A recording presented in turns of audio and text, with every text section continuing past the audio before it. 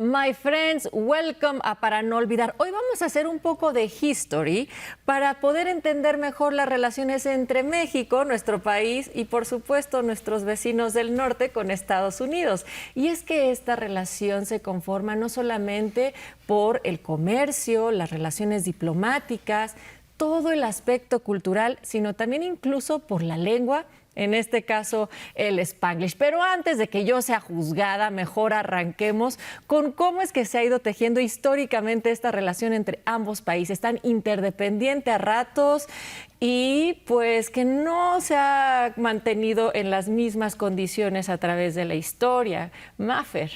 Bueno, yo creo que para empezar y en acercarnos de una forma sin prejuicios a esta relación, sería verla de una forma de diálogo, no unilateral, no únicamente la intervención, no únicamente como si fuese nada más un gran actor sobre otro que de alguna forma une con América Latina. Claro que no. Hay momentos de diálogo, hay incluso momentos de discordia, ¿no? Vemos que México, al definirse como Estado-nación, necesita realmente sobre la marcha ir delineando una política exterior que le permita, primero, hacerse independiente como el resto de las naciones latinoamericanas y caribeñas, luego evitar la reconquista, luego evitar nuevos planes provenientes de Europa y ya luego ver cómo despunta Estados Unidos y tomar cierta distancia y cierta cautela. Algo que a mí me gustaría tener muy presente son dos temas que al parecer, a mi parecer, se complementan perfecto, que es el destino manifiesto, y es que desde que llegan las 13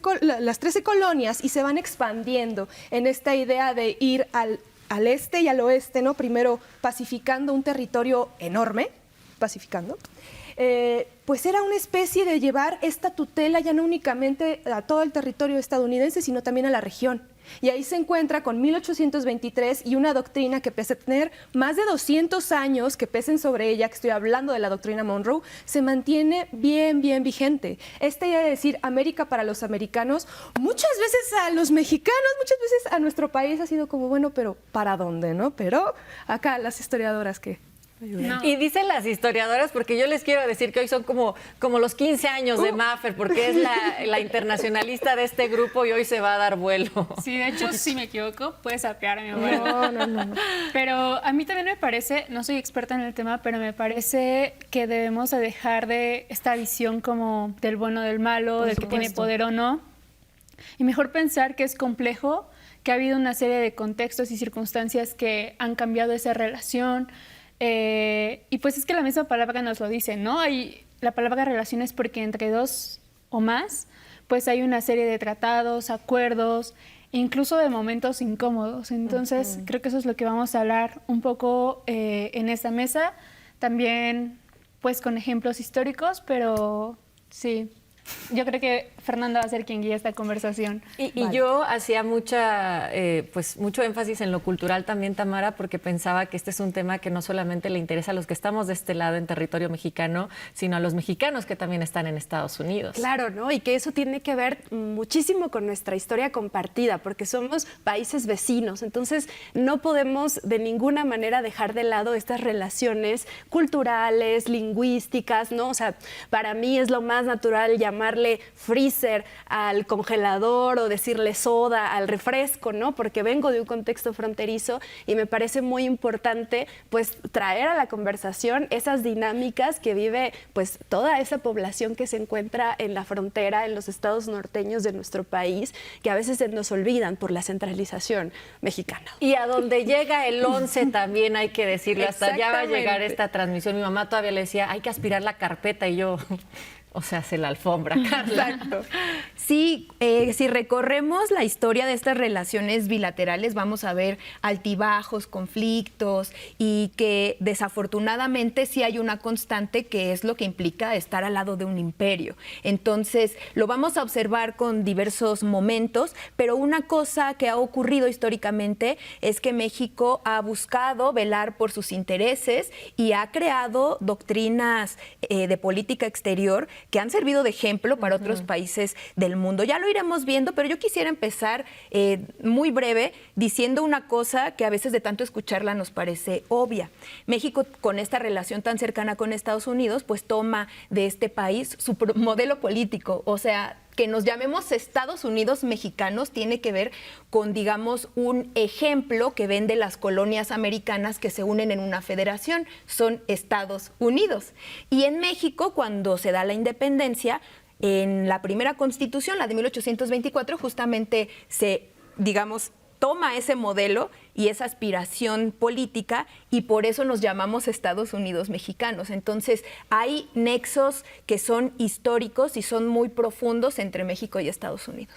Sí, justo vamos a tener una relación muy importante durante el siglo XIX, ¿no? O sea, desde el proceso de independencia, ¿no? O sea, Hidalgo y estos primeros insurgentes van a buscar apoyo en los Estados Unidos, que tienen muy poquito de haber nacido, ¿no? En esos años, en 1811, que se trasladan hacia el norte, los atrapan un poquito antes de llegar, ¿no? En un lugar llamado Acatita de Baján, allá en Coahuila, pero bueno, van a inspirarse mucho, ¿no? Y este primer federalismo mexicano, el de 1824, pues se va a inspirar en ese federalismo estadounidense, también va a tomar elementos del liberalismo español, del liberalismo de Cádiz, ¿no? De la Constitución de 1802. Entonces, ahí vamos a tener como varios ejemplos internacionales y en México nace un federalismo muy específico y muy propio, ¿no?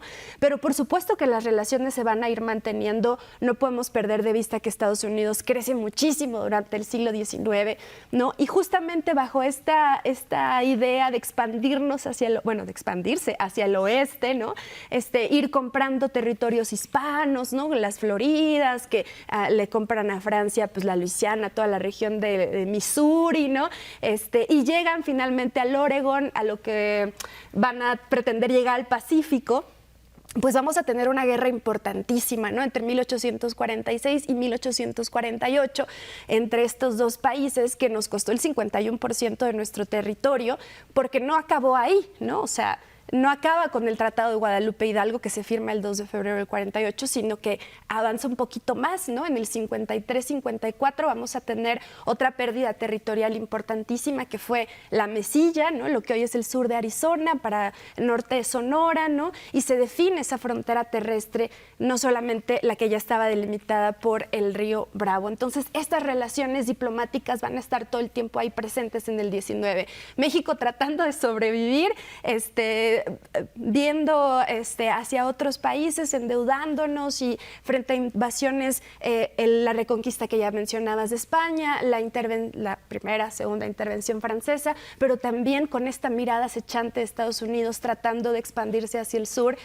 Y ya para cerrar, pues durante el Porfiriato va a haber una resistencia muy interesante por las inversiones extranjeras, ¿no? Estados Unidos está viviendo este gran proceso de la segunda revolución industrial, hay un crecimiento económico importantísimo, vamos a verlo en el siglo XX ya convertido en la potencia mundial más grande, y las inversiones están puestas en México. Y México está tratando de buscar a otros mercados que no sean solo estadounidenses, para que no acaparen y no controlen completamente, no, defendiendo su soberanía también a través de los tratados comerciales. Y de las doctrinas que también ya estabas mencionando brevemente. Pero Carlos, antes de que se nos vaya, yo sí quisiera hacer como bien el énfasis del ocaso del gran imperio español del Pacífico, porque todo esto no se entendería. Si yo hablo de doctrina Monroe en 1823, todavía Estados Unidos no estaba en este gran auge que ya nos menciona Tamara.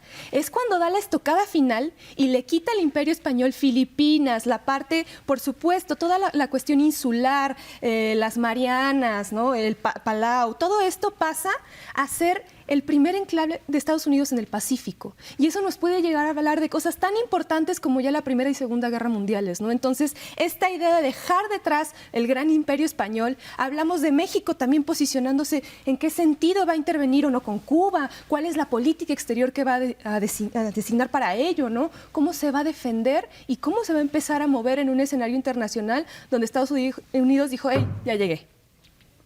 Sí, y es que cuando hablas de toda esta experiencia en el siglo XIX, a fin de cuentas, pues es una experiencia dolorosa, es la pérdida del territorio, sí. Hablamos de intervencionismo, y lo que ocurre ya con el estallido de la Revolución Mexicana, pues son factores también que van acrecentando esta desconfianza hacia Estados Unidos. Particularmente, el golpe de Estado contra Francisco I. Madero en 1913 fue animado en cierta medida por el embajador estadounidense en México, Henry Lane Wilson. Y pues eso es a todas luces una intervención ilegítima de Estados Unidos en un proceso pues que era democrático en nuestro país. Terminan asesinando al presidente electo y al vicepresidente Pino Suárez. Y es que lo que ocurre con esta visión estadounidense que tienen hasta la actualidad, y lo vemos con sus intervenciones en Medio Oriente, en Israel y Palestina, pues es una visión de ir a dar democracia y estos valores que tienen con injerencia, intervencionismo y animando el conflicto bélico. Volviendo a la Revolución Mexicana y a lo sucedido aquí, entre otros factores, también en 1914 ocurre una invasión al puerto de Veracruz. Imaginemos, están en plena lucha revolucionaria y se estacionan tropas de Estados Unidos cerca del puerto de Veracruz. Eso fue muy complicado en un momento en el que el presidente después de nuestro país, Venustiano Carranza, está buscando obtener el reconocimiento de otras naciones.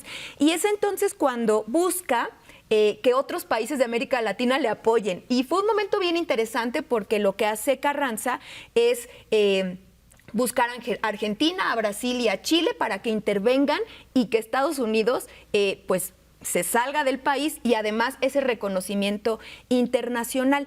Esto es importantísimo porque esta experiencia lleva a Venustiano Carranza a establecer una doctrina de política exterior, que es la doctrina Carranza, que tiene seguimiento con lo que ya había pues plasmado Benito Juárez en el siglo XIX, que es la llamada doctrina Juárez. Hablamos de respeto a la soberanía, de no intervención, de resolución pacífica de los conflictos. Y eso es algo que crea México con estas experiencias dolorosas, ya nada más como un apunte final. Una de las más importantes difusoras de la doctrina Carranza fue la feminista Ermila Galindo, porque trabajaba con Venustiano Carranza como su secretaria particular y escribió un libro que se tituló La doctrina Carranza y el acercamiento indolatino, que ya empieza a dibujar esta tendencia de México de acercarse a los países latinoamericanos para, digamos, tener este vínculo con ellos frente al gran imperio que es Estados Unidos. Pero esto no me gustaría dejarlo de lado en los claroscuros de la historia. Porque para 1906 tenemos que México empieza con esta idea de dialogar, ya no solamente del injerencismo, no ver a México como un Estado que no tiene agencia, sino para que realmente pudiese entrar ya en diálogo con la América Latina y el Caribe, es porque para 1906 existe algo que ha sido tal vez tratado, pero no tan difundido como la doctrina Díaz. O sea, entender, reitero, las contradicciones de un personaje como Porfirio Díaz, que busca tener una participación de México, decir, bueno, aquí está México, ¿no? Está definiéndose, está transformándose y de alguna forma hace que en la tercera conferencia panamericana todo el mundo le respete y voltee. Y va a ser bien interesante, solamente para darte paso, ver que después de la revolución, o sea, después de estas doctrinas tan interesantes que vemos, llega un gobierno ahí de mi paisano, el Álvaro Obregón, perdón. Que no lo reconocen. Disculpen del artículo, lo siento mucho, don Álvaro Obregón, que... Bueno, va a firmar los tratados de Bucareli, ¿no? Entonces también esto les da buscando justamente el reconocimiento de esta gran potencia mundial. Y una leyenda negra con los tratados. Exactamente, ¿no? Que va a ser también estos momentos de estira floja, sí, claro, ¿no? Donde México ha tenido a veces que ceder, a veces ha resistido. O sea, también es esta complejidad que tiene la relación de vecindad. Sí, justo hablando de doctrinas, pues una muy importante es la doctrina Estrada, de Genaro Estrada, que se da en 1930 en el gobierno de Pascual Ortiz, perdón, y también es muy importante porque justo en esta línea de la autodeterminación y la no intervención. Y obviamente la seguimos a Estados Unidos, que históricamente ya venía interviniendo, ¿no? En el siglo XX no se diga cómo va a estar interviniendo, pero por eso es tan importante esta doctrina. Y es que Estados Unidos, en la Constitución de 1917, pues también está vigilando sus intereses que tiene aquí en México. Entonces dice, no es tan conveniente y no vamos a reconocer los gobiernos que sean revolucionarios, que ya también había doctrinas en otros países como en Ecuador.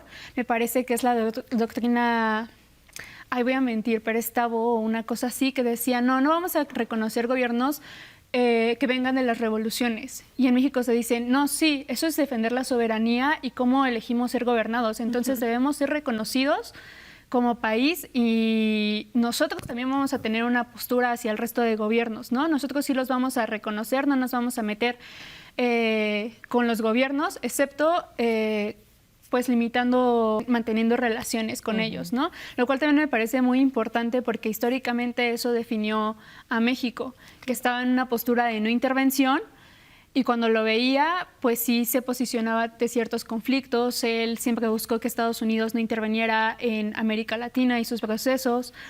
Y también llegó a cortar relaciones con ciertos gobiernos que no eran defendidos por la soberanía de los pueblos. Y también nada más pensar, por ejemplo, la doctrina Estrada sigue vigente, o sea, sigue siendo como un ejemplo de la política internacional, ¿o no? Es que los principios de política exterior no son una camisa de fuerza, son realmente unas guías que permiten al Estado mexicano sortear los mares internacionales, literalmente dependiendo de la coyuntura, y hacer valer sus derechos a la par de que se hace eco en la sociedad internacional. Pensemos tan solo en momentos clave donde incluso ha habido temas, o no sé, este intento de invasión japonesa a Bahía Magdalena, ¿no? Cuando Estados Unidos dice, bueno, a ver, la doctrina Monroe, aquí y acá, pero México pugna por su soberanía y por su autodeterminación. O pensar en los Tres Caballeros, esta figura de Disney que hace justo a México para hermanarla de cierta forma. Y ahí está una cuestión primero discursiva, sí, pero también buscar ir más allá de estos principios que a lo mejor pueden parecer anquilosados, a lo mejor y no, porque son bien vigentes, y hablarnos más como los pueblos, dejar de lado esta conflictiva relación, porque si de esas nos vamos, pues no nos llevaríamos con Estados Unidos, ¿no? Esta cuestión del territorio, pero cuando vemos que hay paisanos, cuando vemos que hay pueblo, que hay cultura, que hay diálogo, creo que un poquito se nos mueve el corazón. Sí, y también a mí me gustaría retomar, como siempre, a los trabajadores y poner un ejemplo histórico de la importancia también de estas relaciones de los pueblos, con el ejemplo de los braceros, que del 46 al 62 hay una serie de permisos para que la gente vaya a trabajar allá y termina siendo también muy importante por el mismo contexto que está viviendo de guerras Estados Unidos. Entonces, también pensar que de alguna manera, pues, se necesitan. Es que eso también es importante porque replantea tal vez la situación de México ante Estados Unidos, que no siempre ha sido solamente que desde Estados Unidos se saca todo el provecho, sino que ha habido momentos en los cuales se ha puesto la balanza tal vez un poquito más pareja, ¿o no? Bueno, y es que también no podemos dejar de lado justo la importancia que tiene la fuerza de trabajo mexicana, ¿no? Para la economía de Estados Unidos. Y me voy a regresar bueno, no tan poquito, la verdad, me voy a regresar al siglo XIX. Otra vez, lo siento, perdónenme, discúlpenme, audiencias y compañeras, pero a ver, es que en el Tratado de Guadalupe Hidalgo, desde ahí empezamos con problemas, porque se establecía, por ejemplo, que se les iban a respetar las propiedades, ¿no? A las y los mexicanos que quedaran de aquel lado, se les iba a poder elegir, se les iba a respetar la decisión de elegir la nacionalidad que querían tener, y eso no se hizo, ¿no? O sea, eso ellos no sí se literalmente respetó. se durmieron en México y se despertaron en Estados Unidos. Exactamente, entonces vamos a ver un proceso de que pues de despojo de tierras, de despojo de propiedades, muy importante durante el siglo XIX, que debido a las condiciones de inestabilidad que va a tener México, pues tampoco va a permitir que se cumplan o que se hagan efectivos los tratados internacionales y que las y los mexicanos que quedan de aquel lado puedan hacer valer su derecho en el marco de este derecho internacional y de tratados binacionales, ¿no? Y ese proceso, además, vamos a verlo que avanza, ¿no? Y va a llegar hasta el siglo XX. Y entonces tenemos, por ejemplo, a la comunidad chicana o a las comunidades chicanas, tal vez habría que decirlas en plural más bien, pues que van a verse afectadas también de una manera muy grave durante las primeras décadas del siglo XX, porque ya son 5 o 6 generaciones de haber nacido en Estados Unidos y verse despojadas de estas tierras, ¿no? Y ahora estar trabajando las tierras que en algún momento fueron suyas. Y bueno, eso nos lleva pues a dinámicas culturales también muy importantes, ¿no? Como con lo que tú empezabas, que es el lenguaje y es el desarrollo de idiomas propios, ¿no? Como lo dijo la maravillosa Gloria Anzaldúa, ¿no? Entonces, y todas las demás feministas chicanas, ¿no? Entonces, bueno, me parece también muy importante recordar a esa comunidad que está del otro lado y que aporta y que nos envía las remesas, que tan solo en 2021 representaron el 4% del PIB actualmente, ¿no? Entonces, la comunidad mexicana que representa esa gran fuerza de trabajo en Estados Unidos no solamente contribuye a la economía estadounidense, sino también a la nuestra. Y también yo creo que esto que comentas de ponerlo como en una balanza y en qué momento es más ventajoso o menos ventajoso, o sea, yo creo que no podemos perder de vista que es un imperio, repito, en el sentido de que tiene intenciones y una política tanto interna como externa que busca expansión no solamente territorial en el sentido clásico, aunque sí, sino sobre todo económica, ¿no? Y que para México, pues, esa relación tiene ventajas y desventajas, pero no se puede prescindir de ella, y que efectivamente ha habido gobiernos con una política exterior más recesiva, otros más activa, pero hay ejemplos que me parece que no podemos perder de vista. Cuando Lázaro Cárdenas expropió la industria petrolera, se echó encima a las empresas y a los inversionistas gringos como un acto que yo creo que es de los más importantes de soberanía que ha habido en nuestro país. Implicó además en su momento un apoyo de la Suprema Corte de Justicia de la Nación, que pudo fallar en favor de la huelga de los trabajadores de la industria petrolera y que tenía un contexto en su momento revolucionario y favorable para, digamos, hacerles frente.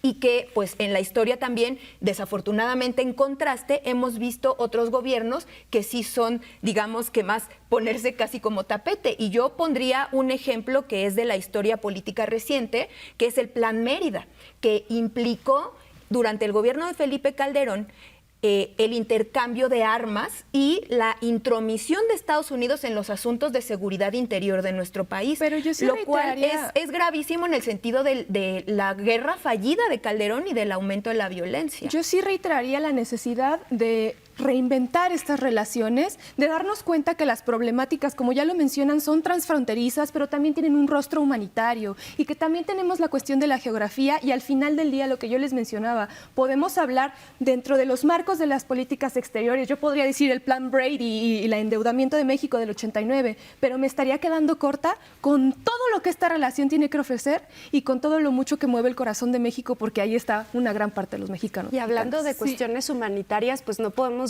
perder de vista que en 2019, pues México no lo aceptó, pero se convirtió en un tercer país seguro, ¿no? Cuando pues las personas solicitantes de asilo que llegaron desde Centroamérica hasta la frontera norte se quedaron varadas porque Estados Unidos cerró la frontera y estableció el programa de protección a migrantes, el MPP. Solamente en 2019 México mantuvo en sus fronteras y dentro de su territorio a más de 60,000 personas solicitantes de asilo. En el marco de negociaciones del TEMEC. Exactamente, en el marco de negociaciones del TEMEC. Entonces también vemos este proceso de contrastes, ¿no? Sí, y también me gustaría, no sé si pueda terminar. Córrele. Dale. Pues diciendo que justo es importante y sí es una defensa de intereses de allá, pero también de acá, ¿no? Entonces hay que posicionarnos desde una perspectiva humanista y también defender a nuestros paisanos que están allá, vigilar las políticas que se llevan allá, porque hay un discurso xenófobo muy grande allá, también racista. Entonces eso también nos habla de cómo culturalmente se han desarrollado ambos países. Ya lo veíamos en la historia. Yo creo que incluso podemos afirmar desde ahí que lo personal es político, porque el cómo se ven las relaciones allá pues marca mucho de las políticas que han llevado Estados Unidos hacia los mexicanos o hacia los migrantes. Entonces también me parecería muy importante y te dejo cerrar. My friends, como ya se dieron cuenta, este tema tiene muchísimas aristas. Por eso, de hecho, vamos a hacer un programa sobre migración. Estén atentos también para eso. Mientras tanto, nos encontramos en la próxima emisión de Para No Olvidar.